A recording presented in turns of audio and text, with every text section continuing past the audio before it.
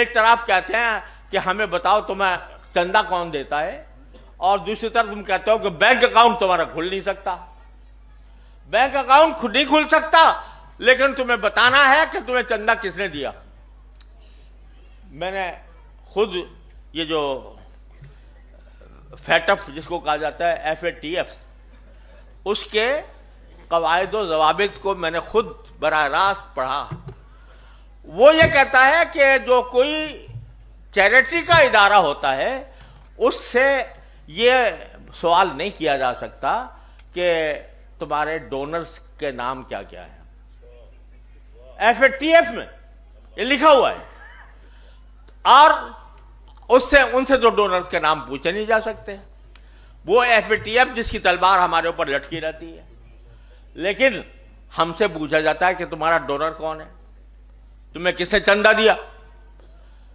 یہ ساری باتیں، اور ہم سے وہ مطالبات کیے جا رہے ہیں کہ جو کسی بھی آزاد خود مختار ادارے سے کرنا ممکن نہیں ہے، جو انتہائی نامعقول اعتراضات ہیں.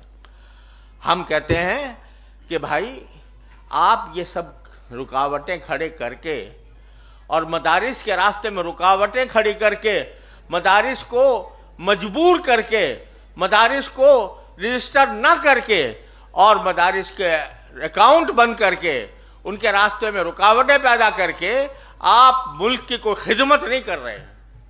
آپ ان لوگوں کی حوصلہ افزائی کر رہے ہیں جو اسلحہ بردار ہیں، جنہوں نے آپ کے خلاف اسلحہ اٹھائے ہوئے ہیں.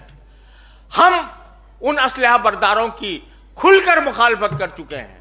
ہم نے ان کے خلاف اپنے بیانات دیے ہیں، فتوے دیے ہیں، اور ہم نے بظاہرات ان کا مقابلہ کیا ہے جو اس ملک کو فتنوں کا اور خونریزی کی آماجگاہ بنانا چاہتے ہیں. ان سے ہماری لڑائی ہے، ان سے ہمارا کوئی تعلق نہیں.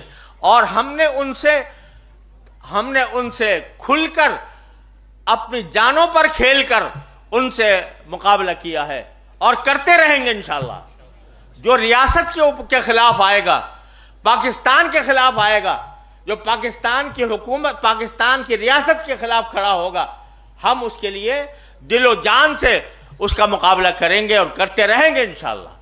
لیکن اس کا صلہ ہمیں یہ کہ آپ انہی کو تقویت دینے کے لیے، انہی کے ہاتھ مضبوط کرنے کے لیے ان مخلص مدرسوں کے اوپر یہ پابندی عائد کرنا چاہتے ہیں.